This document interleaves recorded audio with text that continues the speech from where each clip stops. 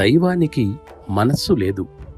సత్తత్వంతో కలవడానికి పరిణితి పొందిన మానవ మనస్సు అవసరం.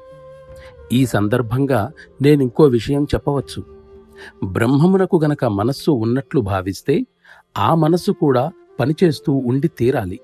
అప్పుడు బ్రహ్మము కూడా తన స్వీయ చర్యల ప్రభావానికి లోను కావలసి వస్తుంది. కాని ఆయన అటువంటి ప్రభావాలన్నింటికీ లోను కాని సర్వ స్వతంత్రుడన్న నిజాన్ని విశ్వవ్యాప్తంగా అంగీకరించారు. అంటే మనస్సు యొక్క కార్యనిర్వహణ అక్కడ లేదని అర్థం.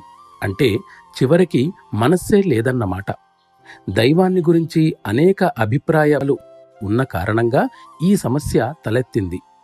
దైవాన్ని గురించి మాట్లాడేటప్పుడు దైవమంటే పరిపూర్ణ స్థితిలో ఉన్న బ్రహ్మమని, సర్వాతీతుడని, శక్తికి, చలనానికి, చైతన్యానికి, ఆఖరకు మనస్సుకు కూడా అతీతుడని నా భావం. ఇప్పుడు ఏ మానవ మనస్సు ద్వారా అది పనిచేస్తుందో ఆ మనస్సు పూర్తిగా శూన్యం కావింపబడి తన వ్యక్తిగత కార్యనిర్వహణను కలిగి ఉండదు. అప్పుడు దాని మాధ్యం ద్వారా కార్యరూపంలోకి వచ్చేవి అన్నీ దైవ సంబంధమైనవే. అందుచేతనే అది దైవానికి పరికరంగా ఉపయోగపడుతుంది.